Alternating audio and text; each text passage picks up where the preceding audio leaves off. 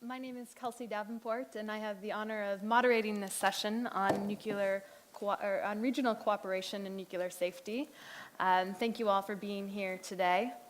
I think that as we approach the second sort of anniversary of the Fukushima accident, this discussion on regional cooperation and nuclear safety is really sort of quite timely because the Fukushima incident, I think, highlighted the growing need for regional cooperation on nuclear safety issues. And in Northeast Asia, where there are active nuclear programs and even growing civilian power programs, I think regional cooperation is sort of particularly relevant if we are going to mitigate the potentials for nuclear disasters and coordinate our emergency responses. So we are very privileged today to have with us three experts who have experience working in cooperative sort of efforts on nuclear security in this region. And I hope that they will not only share with us sort of their experiences, but also sort of look forward to the future to see in what areas we can expect sort of further cooperation sort of on this topic. So I will turn it over to our first speaker. Gunajav Manlajav is the director of the Nuclear and Radiation Regulatory Authority of Mongolia. Thank you. Thank you, Madam Moderator. And today I have a few points of the view on nuclear safety and also regional cooperation. And as you know, the nuclear safety covers the actions needs to prevent.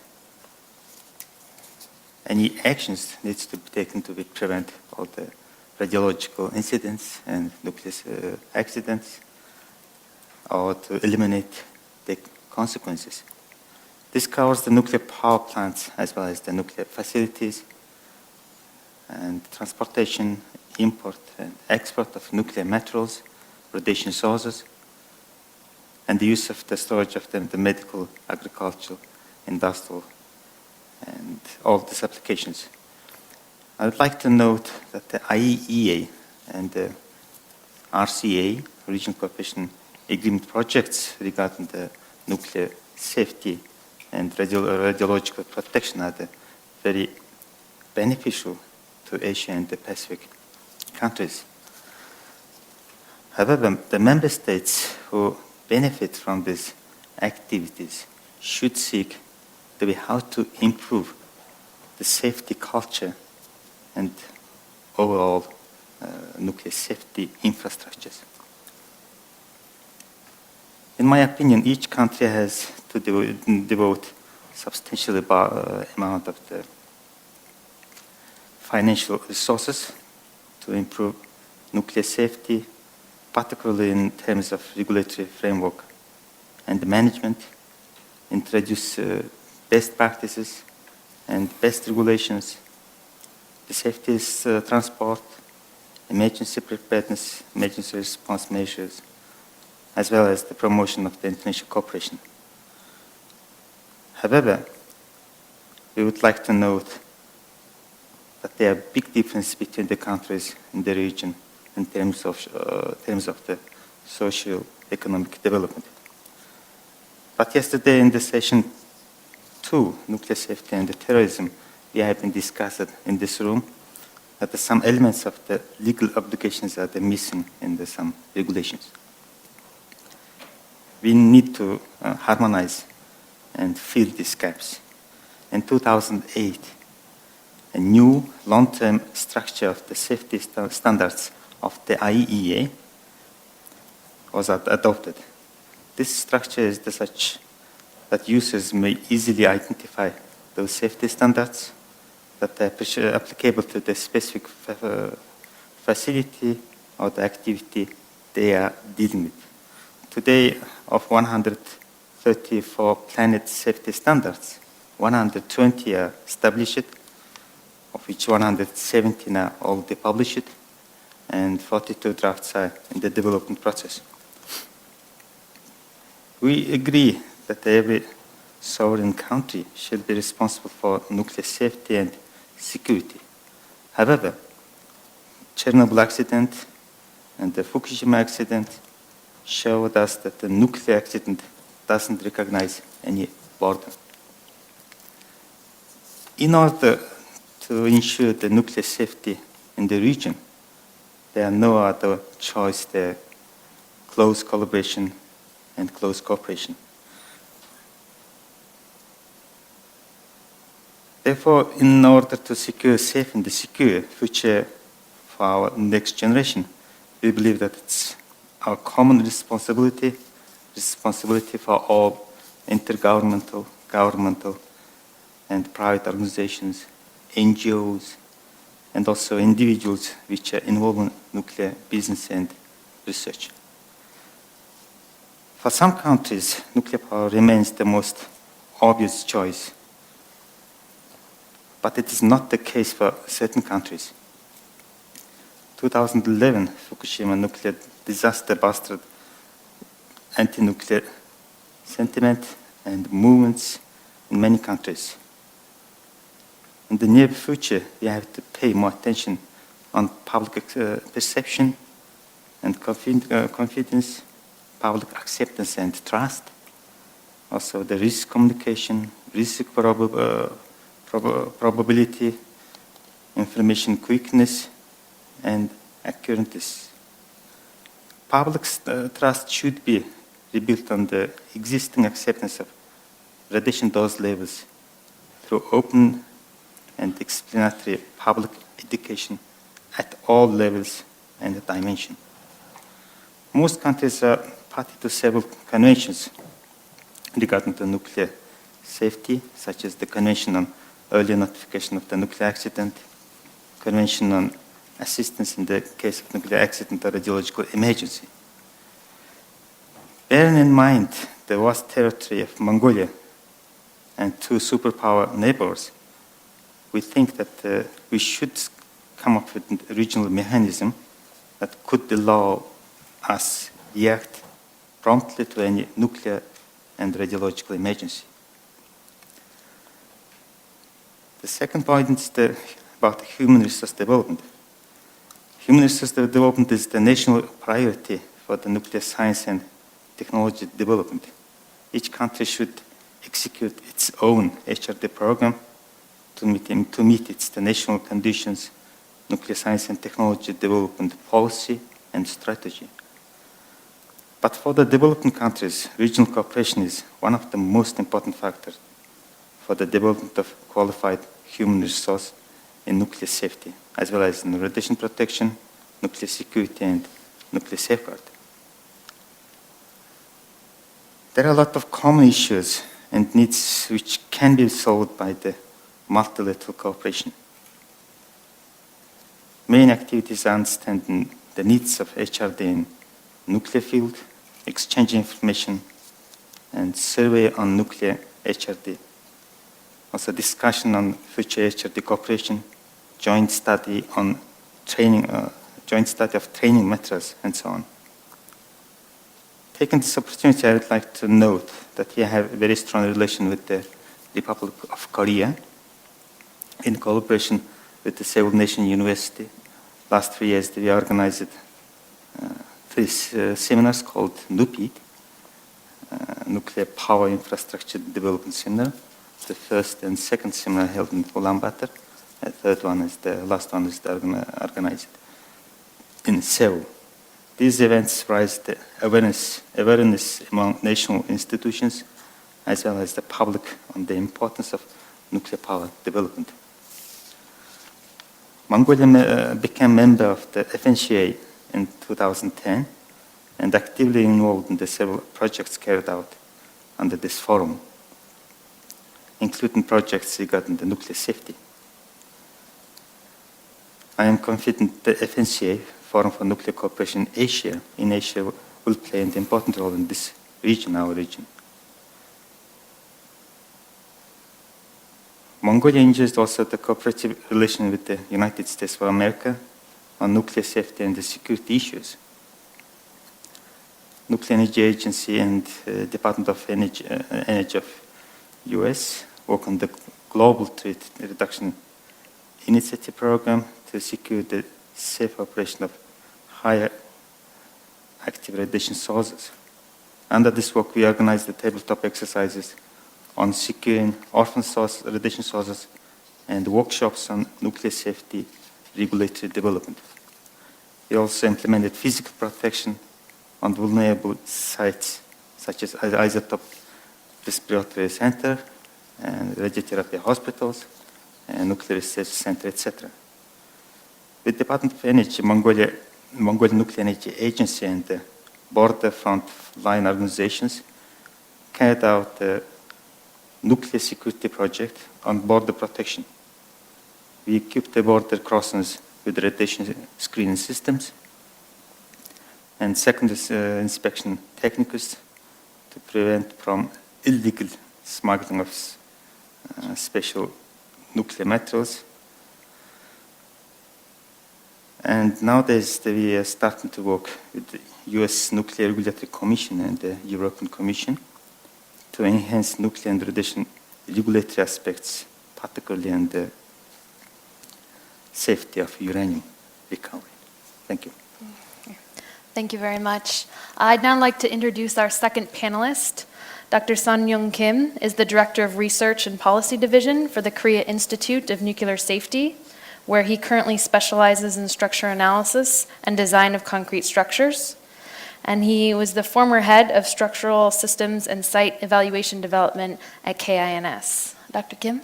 Okay, thank you. First of all, I'm very happy to be here as a presenter. And today, I'm going to present our efforts, the information exchange on nuclear safety among Korea and China and Japan. So it's a very specific topics. It do not cover a very broad area.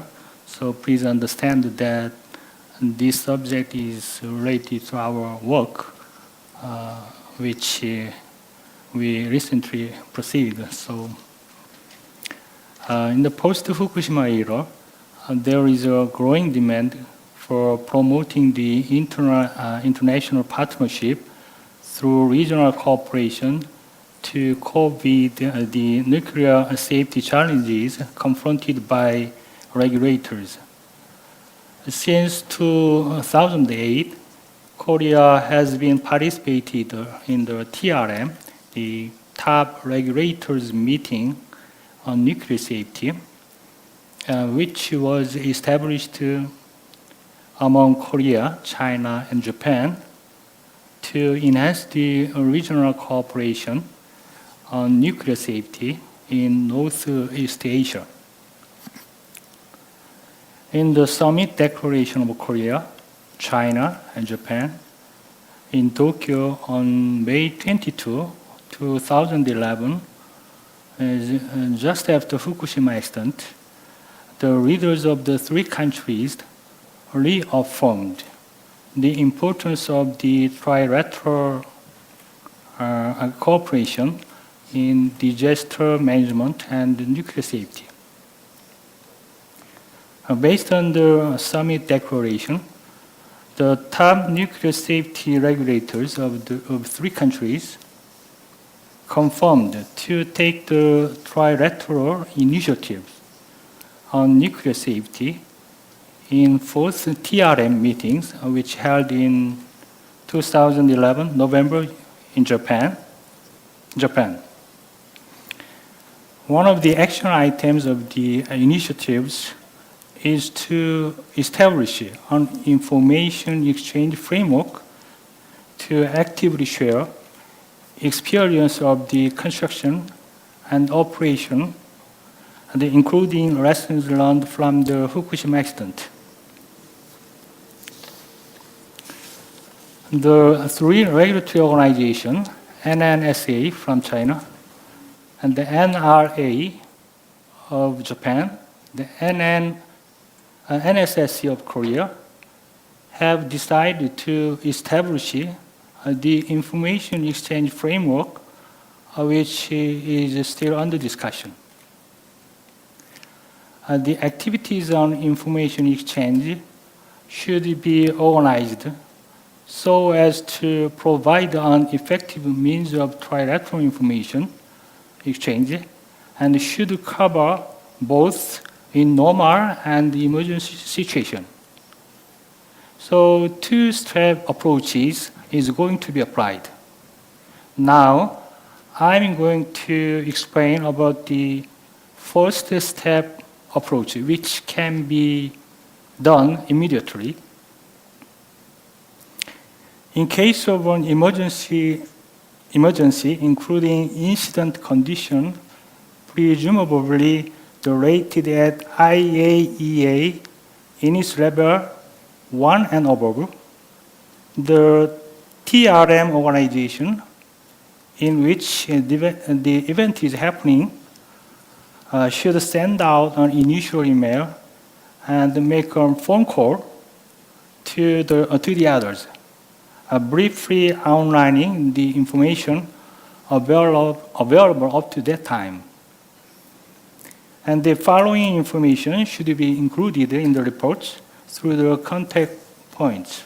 The first is the time and the exact location of the accident, and the nature, the assumed cause, and the foreseeable development of the nuclear accident, and the extent of damages to structural and system and components, and the general characteristics of the radioactive release, and the information on current and predictable meteorological conditions, and the extent, scope, and direction of the transboundary release of the radioactive material, and the situation of radiation exposure, and the protective measures taken and planned on and off-site.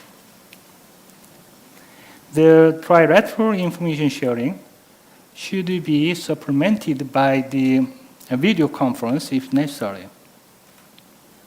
And also, the three organizations will be invited to the emergency preparedness drill as observers, which is hosted by one of the three organizations.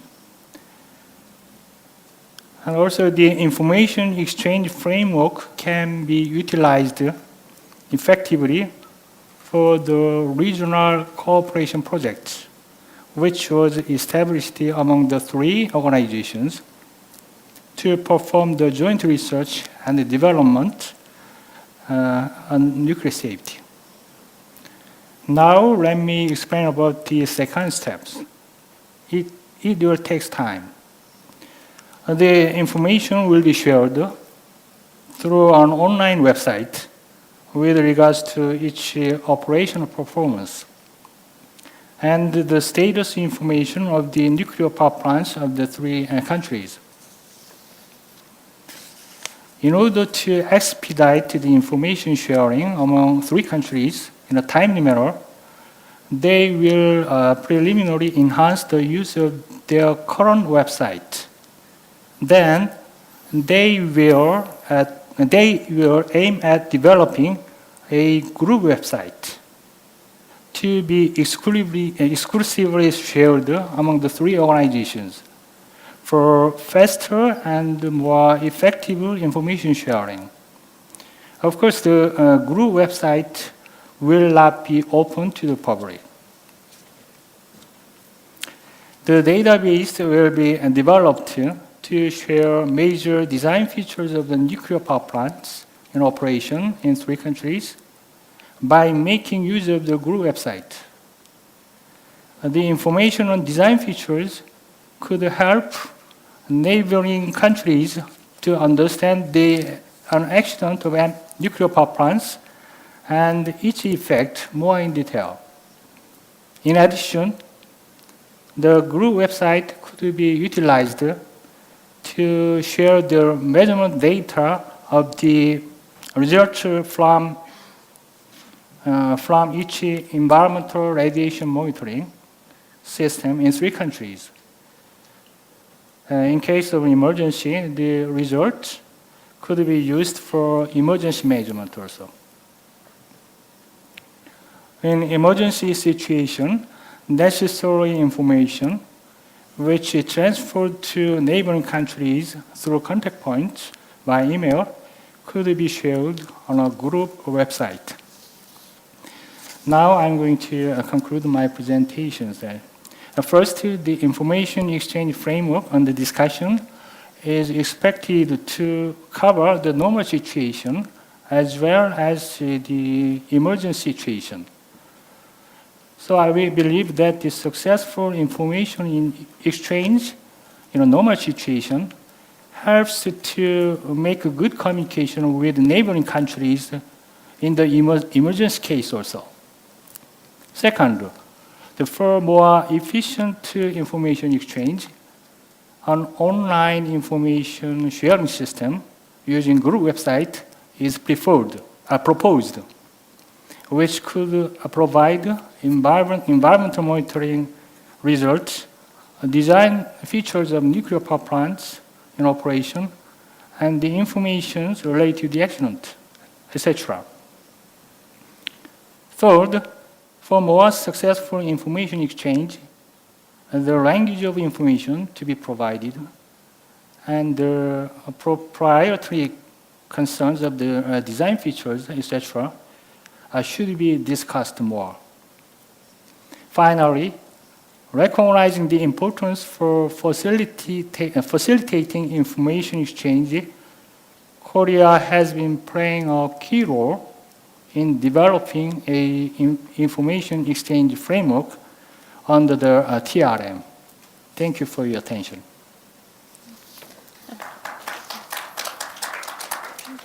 Thank you very much, Dr. Kim. Yeah. Our final panelist is Dr. Haigo Sato. He's a professor at the Institute of World Studies at Takashuko University. He formerly was the Senior Research Fellow at the National Institute for Defense Studies and is the author of Legacy of Hiroshima and Nagasaki in the Japan-US Alliance. Dr. Sato? Thank you. As always, the last speaker always carries a deficit of speaking something new. And in these 2 days, especially, we had various discussions about nuclear issues, including the nuclear safety, security. And with regard to the nuclear safety, we talked about public trust, issue of public trust, or terrorist threat, or how legal framework can take on the issues which is involved. And countries in Asia Pacific now deeply involved in the nuclear development. And if we were to make further development, I think nuclear security or safety is crucially important. And as we listen to what Dr. Gareth Evans has told this morning about the APLN, which is Asia Pacific Leadership Network for Nuclear Non-Proliferation and Disarmament, they issued a report earlier about the Asia Pacific nuclear nuclear energy community. And he said that we need a stronger international transparency, accountability, and cooperation is necessary if we are to promote. And he also said, quote, civil nuclear program is not solely a national concern, end quote. So when it comes to the nuclear security, I think we, Asia Pacific, as well as the international community, is on the same boat. But however, nuclear safety issues, from my impression, has mostly focused on the introduction and operation of the nuclear power plant. But the cooperation was relatively lacking on the mitigation of the risk and the consequence management, which is a guarantor to the safe and secure development of nuclear energy. As you know, we had the Fukushima accident in 2011, and we drew many lessons from it. We saw the failure in the organizational design. We had operational errors or missed decisions, or human errors, and even a lack of political will and wisdom to deal with it. As a social scientist scholar, I would like to present some of the rather unconventional way of describing how lessons learned from the social scientist point of view. And what I would like to emphasize is that those lessons, I believe, that should be included in the future nuclear regional cooperation to come. First lesson, I would argue, is that we tend to become the hostage of myths of safety. Fukushima accident showed how the risk analysis or technological feedback or feasibility studies must be implemented, bring in to the nuclear development in advance of the crisis. But however, those measures were discussed in the Japanese security communities or nuclear industry communities and professionals. But unfortunately, those measures were not appropriately introduced in the nuclear management and operations. Why is it? A security measure, I think, must be repeatedly and continuously updated and applied. But once a nuclear power plant starts operating under the certain safety standard, we are accustomed with inertia and we self-convince that safety is guaranteed through those measures. And public trust we talked about yesterday is the unfortunate part of the public trust building is that it once established, it has a self-perpetuating effect. So that means we become very reluctant to apply and update the standard because it conflicts with the very idea that the nuclear power plant is safe and secure. Second point I would like to emphasize is that with regard to the consequence management, decision of how, who, and why, and in what timings those questions is extremely difficult to apply in the actual situation of the crisis. Why is it?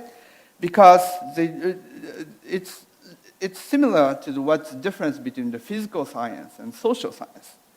Nuclear crisis, as you saw, develop in the linear ways, linear fashions. But most of our consequence management reside in the social science side or administrative science side, and it is designed in the phased approach. We apply it in phase by phase. So once the measures and the stakeholders involved are designed in the phased manner to deal with the consequence management, it does not correspond with the actual development of the nuclear crisis itself because it developed in a linear fashion. So social science part always comes later than the physical science part. That was a very unfortunate part. And to add on to that, issue of compensation, if it weighs in, the things become more complicated. Because stakeholders become more prudent when actual engagement is necessary. Third lesson I will draw is a mechanism to share information and about the accident is extremely actually difficult to implement, especially in the time of the urgency and the time of the government confusion where the accident occurred. In this regard, government must face the two audiences, both domestic and international. So the levels of transparency must be same levels of the transparency must be same both either to the domestic and international audience, but for various political reasons we found that the government want to differentiate the two, and that was a very unfortunate part of the problem. So we all agree, I think, that regional cooperation is necessary, and we must promote within some frameworks, as Dr. Kim mentioned, or other mechanisms which we would be developing in the future. But the cooperation must not just facilitate mutual interests, but it must also mutually reinforcing and compensating. Complementary, excuse me. We talk about regional cooperation and about the mitigation of risk, but we must make regional cooperation based on the lessons I think I described earlier. Actually, I echo the Dr. Evans' proposal that nuclear community must promote regional nuclear cooperation. We have various areas or fields of cooperation, from introduction to operation and unfortunately event consequence management.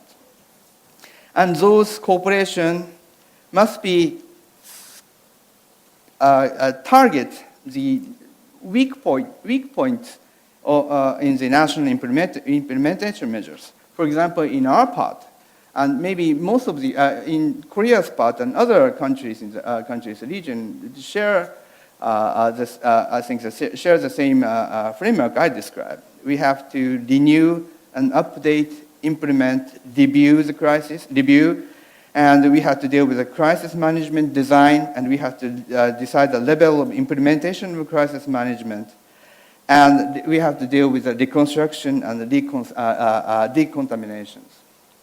And those phases, we tend to discuss it separately. But the things that thread through all these efforts, all these areas of potential areas of nuclear safety cooperation, I think those lessons which I described must be included in a way to proceed. And I think the accountability, transparency, and cooperation is very necessary. But the accountability and transparency must be dynamic, because the situation itself is very dynamic. And we should not remain static about what we have accomplished today, but we have to think about regional cooperations based on the dynamics which is going on in the nuclear industry and the nuclear energy development in the future as well. Thank you. Thank you, Dr. Sato. I actually would like to direct sort of my first question to you, Dr. Sato. You discussed in sort of the 3 points that you brought up the difficulties of finding a mechanism to share information after an accident. Do you see sort of the trilateral sort of information exchange network that Dr. Kim was describing as a sort of a potential sort of fix sort of for that problem moving forward? Well, I think it depends on the magnitude of the accident itself. If you draw a lesson from Fukushima, I think trilateral information sharing is necessary, but I think that was not enough in the Fukushima case. Mm-hmm. So if that logic continues, can we share information in a regional sense? I think that is too wide to share with, because we cannot invite ambassadors or secretaries to the MOFA or MIT in a time of crisis and explain to them how to share information and in what manner. So we have to think about that very seriously, I think. And I agree completely with what Dr. Kim mentioned, that trilateral cooperation must be the core, because China, South Korea, and Japan has a very advanced nuclear industry, and that should be the baseline of the cooperation. But what we have to do in nuclear accidents case, we have to expand the range of cooperation with regard to the information sharing. That is my opinion. Thank you.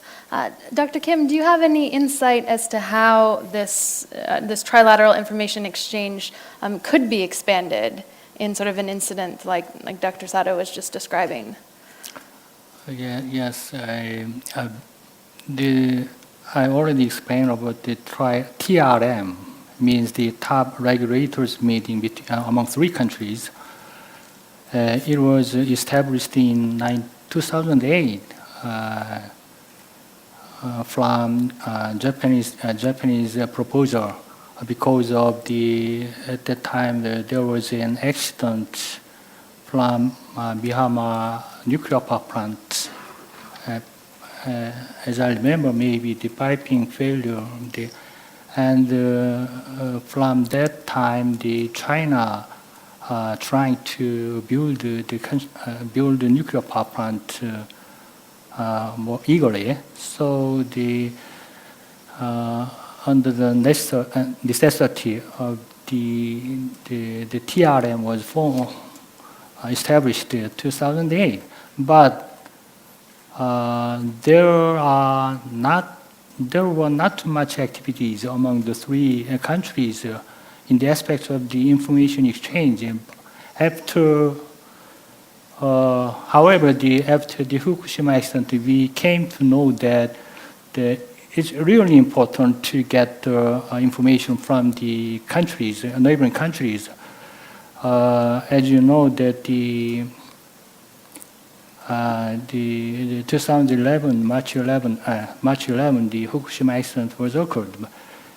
Our country is very close to Japan, so our people became very sensitive to know the situation about the accident, but we had many difficulties to get the information from the Japan side.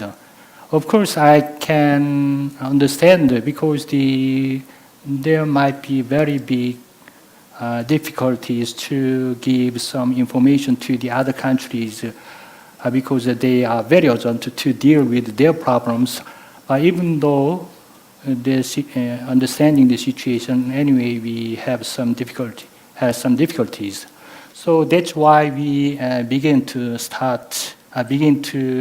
make the information exchange framework to make the exchange effectively and efficiently.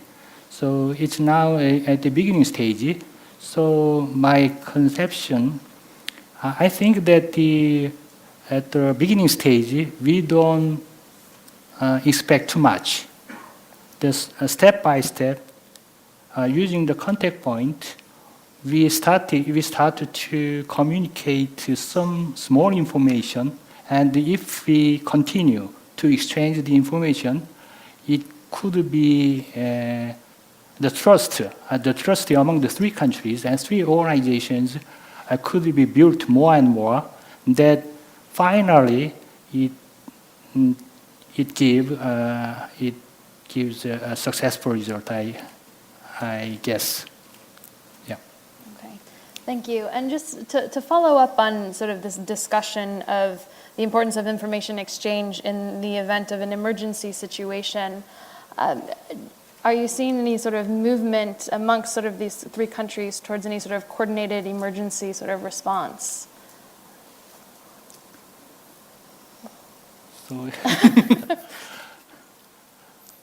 So, sorry, I thought on other things. I'm sorry.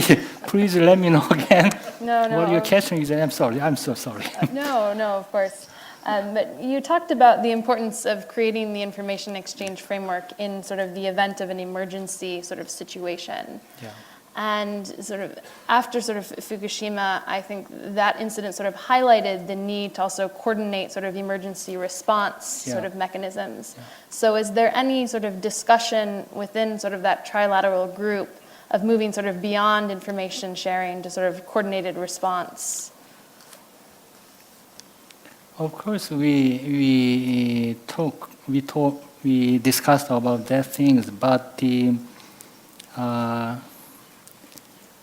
we agreed to start the communication itself in normal situation, because if we have the good communication in normal situation, it finally it could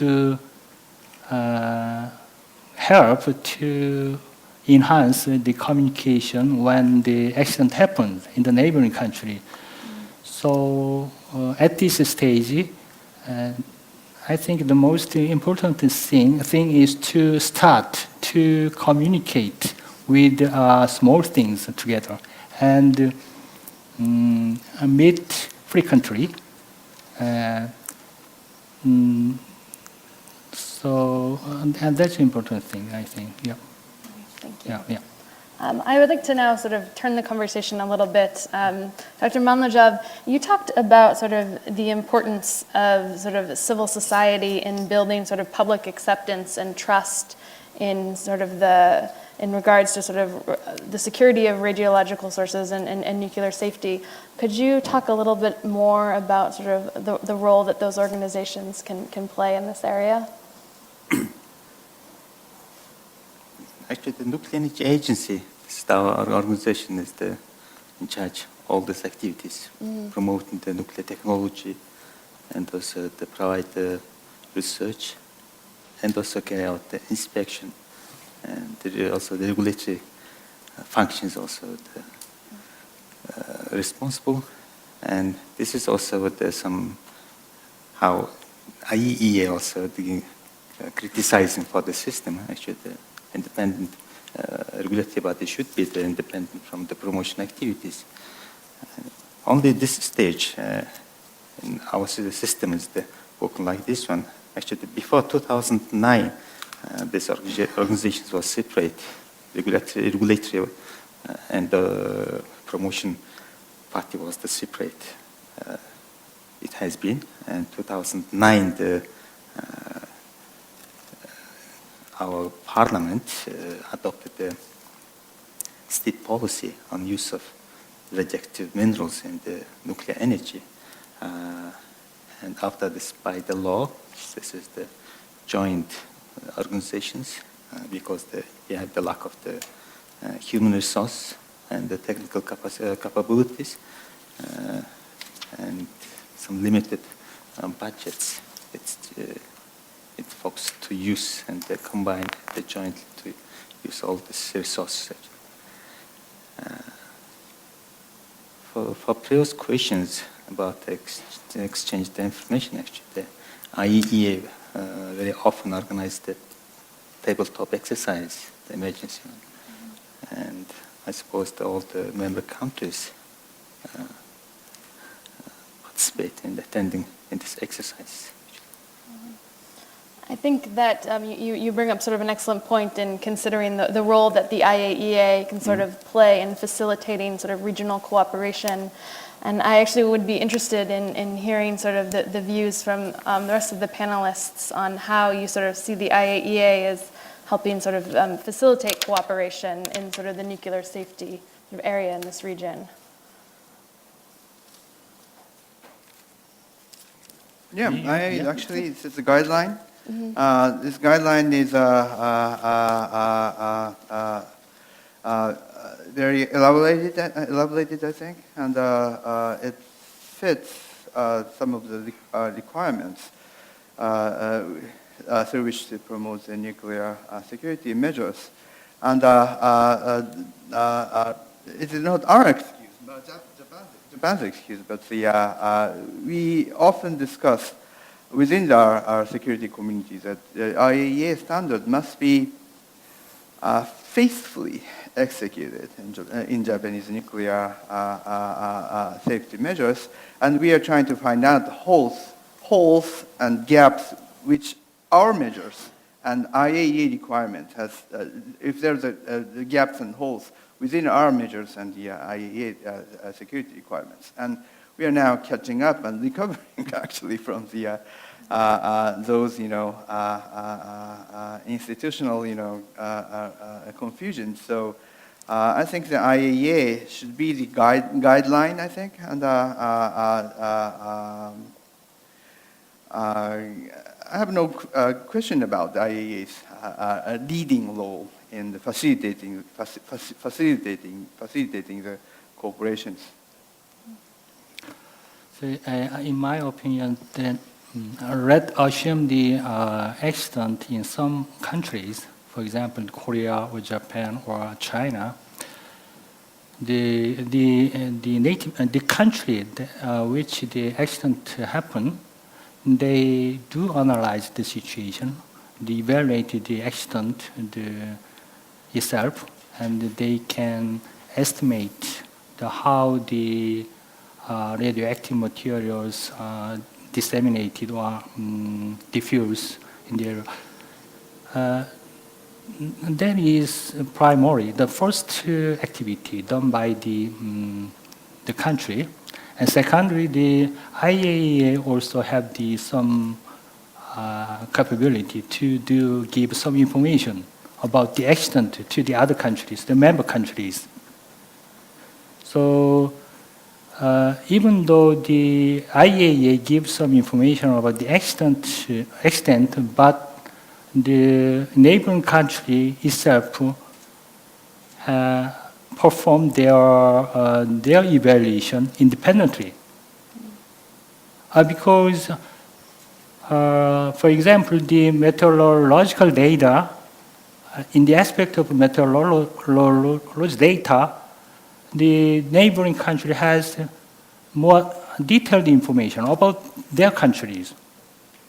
So getting the original data from the country the accident occurs, after that the neighboring country have to evaluate the situation independently. So I guess that is one of the reasons to why we why we enhance the regional cooperation in the case of the emergency. Yeah. Thank you. Yeah. I would now like to open it up to the floor if there are any sort of questions in the audience. Yes. Hi, my name is Naoi from Japan Atomic Energy Agency. I have a question to Dr. Kim. Thank you very much for your very precise explanation regarding the trilateral cooperation on nuclear safety. I have a question, the information sharing. Basically, the information owned by the operator side, not the regulator side. So how to get the process data, online process data from the operator? Is there any problem to acquiring that process data from the operator? I explained about the design features about the nuclear power plants in operation in some countries. As far as I know, the IAEA operates a PRIST system, power reactor information system. There are very detailed information already exist. But we don't have any channels to get the information, such level of information also.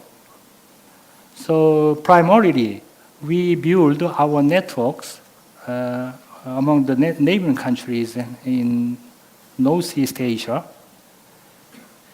So for Japan case, they already uploaded many detailed design feature information on the PRIST system at IAEA.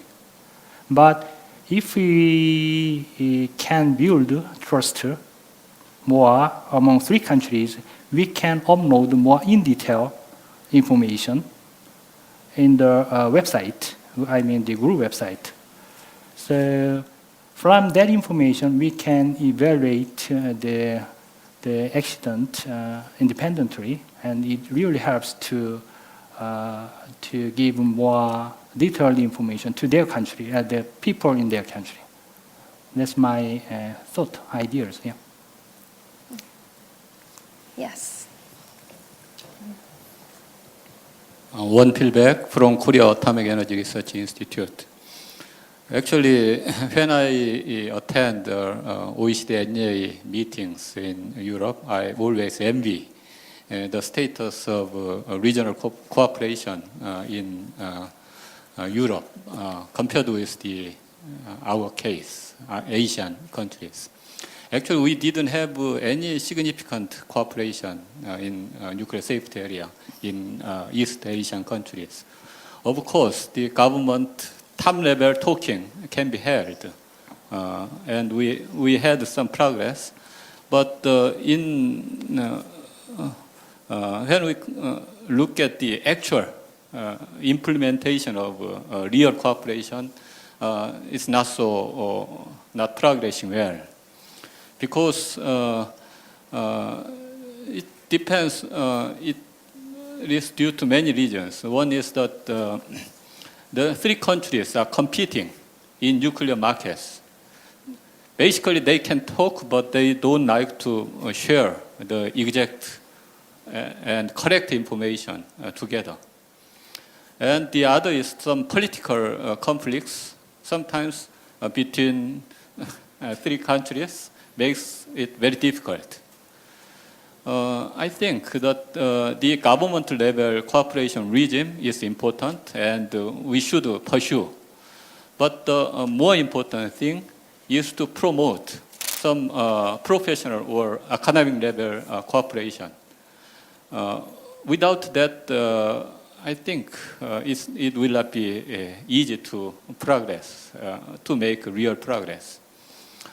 Another comment is that okay, the three country cooperation is important more in preparation aspect rather than handling the real emergency conditions.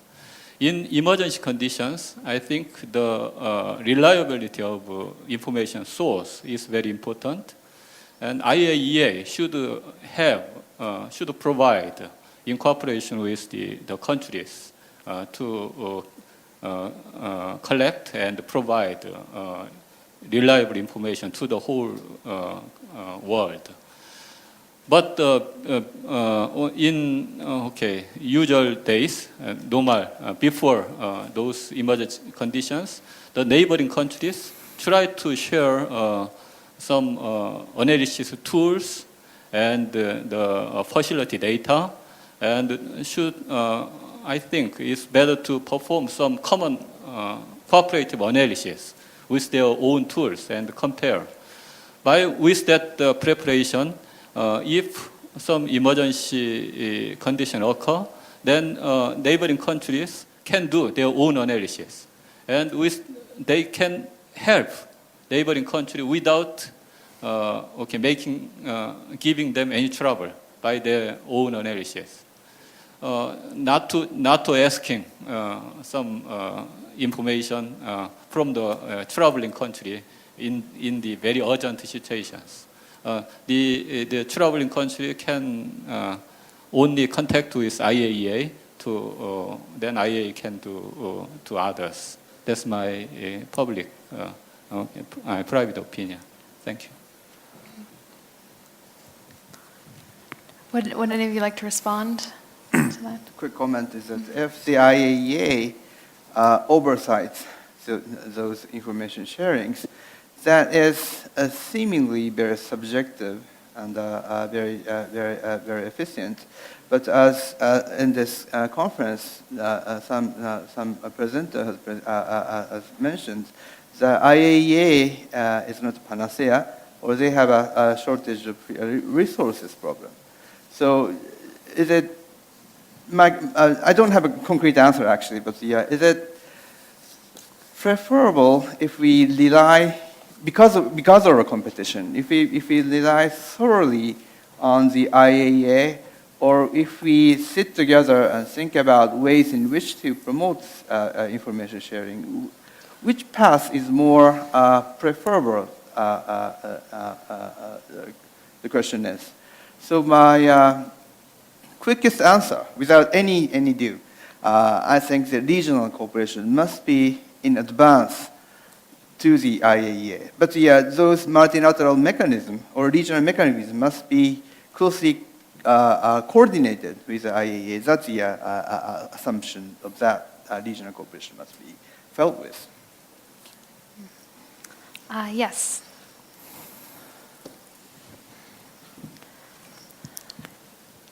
Yeah, my name is Nam Sung, and I have a question to Dr. Kim, especially to Korean situation.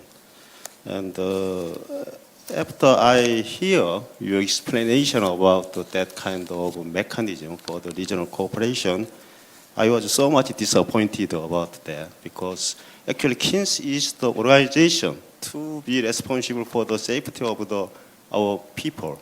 Okay, so, but for example, the mechanism, information exchange mechanism you explained, is not working as designed. As Professor explained, it is not linear system. It's a non-linear system, and it's very dynamic system. For example, if the information cannot be obtained, what is your action in that case? You have something happen in China, for example. You have no data.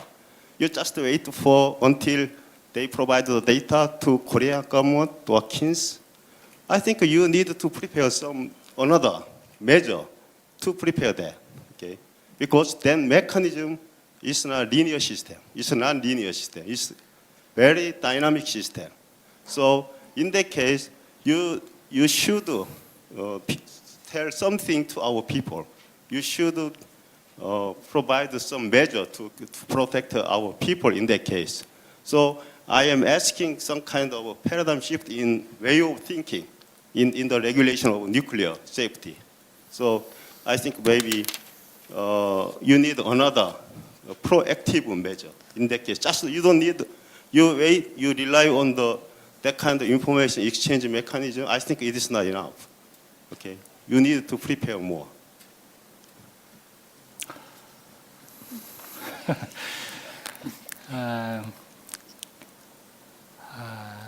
Thank you for your question. Anyway, as I told you a few minutes ago, at the Fukushima accident, after Fukushima accident, we have many difficulties to get the information from Japan side. And now we also think that if the China, if we assume that there is an accident in China, it could be more difficult to get the information proper time in a proper time. But in the aspect of the regulatory side, of course, our government is a Nuclear Safety and Security Commission. They have to have good relationships. They have to have good relationships with the regulators in other countries, including China and Japan. I think that is the first step to make the information exchange good, better. So today, my presentation is focusing on that activities, how to start, how to improve our information exchange framework, information exchange effectively. So I hope that please understand our effort to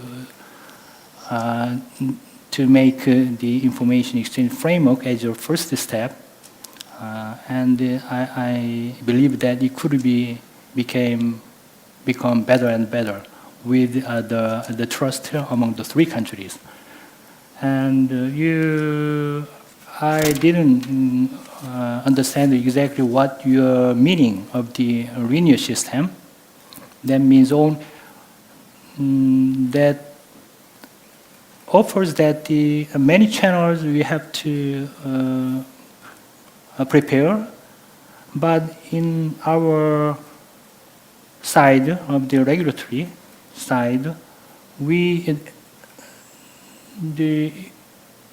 is very important to get the good relationship with the regulators in other countries. So that's why today I present focusing on the information exchange framework among the three nuclear regulation organizations. Thank you.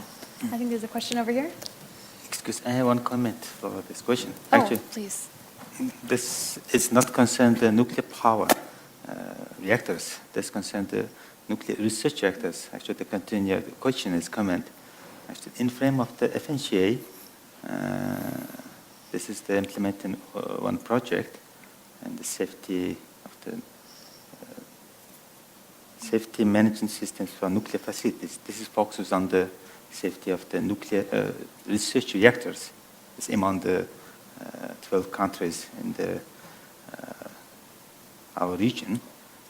In the frame of this project, they just has the system to exchange the information of the, only this is for not the powers the reactors, this the research reactors issues.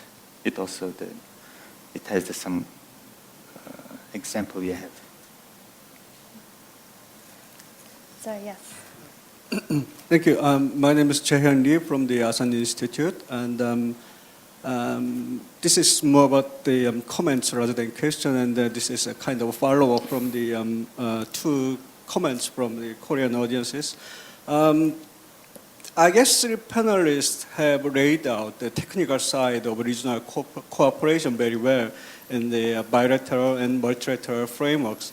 But the real question is the regional cooperation, how to build rule-based institutions in the region to regulate nuclear issues.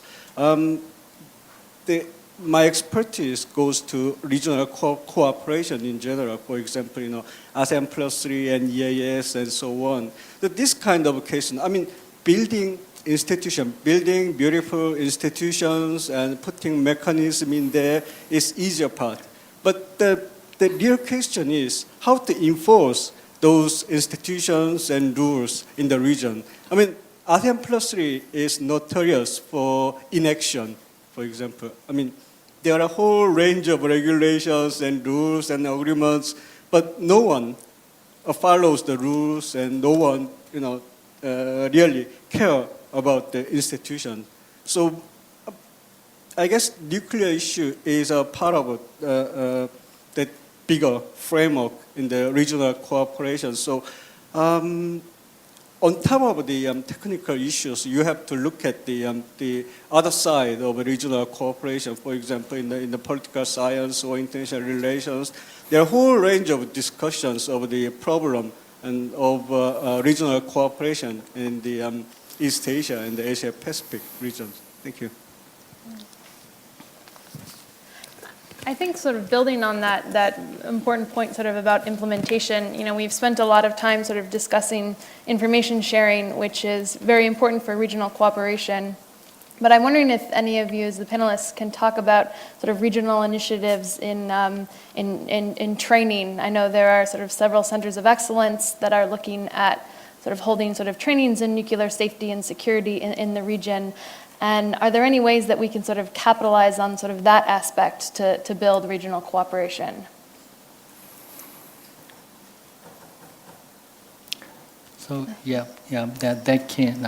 that could be one of the mission of the trilateral cooperations. And we have the International Nuclear Safety School in our institute. And I know that there is also the training center in Japan, and I know that there's also the training center in China, but until now it separated. But if we talk more and more and discuss more in detail, we can find a solution to make more efficient training system in among 3 countries, but it will take time, and even didn't start it at all. But I agree, it needs to discuss it in sooner or later. Yeah, that's good. What I realized from what the nuclear security training conducted in 3 countries is that as you mentioned, they are conducted in separate manner. Although the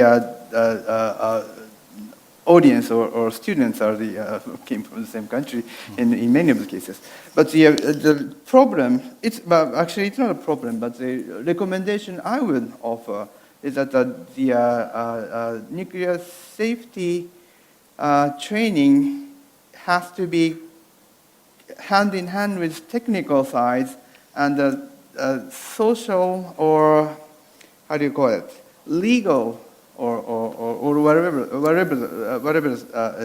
we may call it. We have many different legal system and regulation system in 3 countries, and we have many as one of the audience mentioned, that we have some of the competition side in nuclear energy development, and we have to sort out what is the obstacles which 3 countries are facing in order to promoting the trilateral cooperation. I think technical cooperation is good in itself, and we should continue. But what is lacking in this region is more on the law and the maybe the economy and all the regulation and I don't come up with a very appropriate word, but the more societal side of cooperation is more necessary. In that regard, I think the ASEAN Nuclear Forum is a very nice menu, a nice platform to conduct such kind of cooperation, dialogues and cooperations. And I think we should have more efforts should be conducted in many countries as well with cooperation with, various or respective cooperation schemes. And one thing I would like to introduce is that already now the CISCAP, the Council of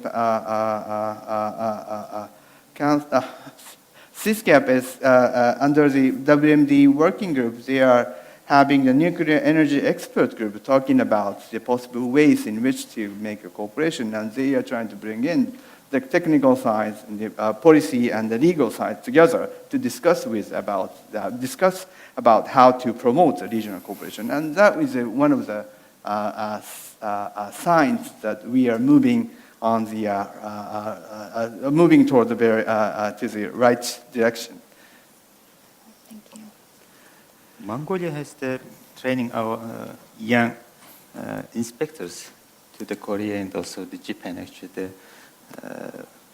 Regional Cooperation Office, RCA office, now is located in Korea, and also Japan established GICC. This is the Japan Atomic Industrial Forum's International Cooperation Center, and frame of this, we have the very close cooperation with this organization, and our people also the training in the Japan every year, and also with the experts coming from the GICC every year. Just we are organizing the seminars and the workshops in Mongolia, in frame of the nuclear safety and also the non-proliferation, etc.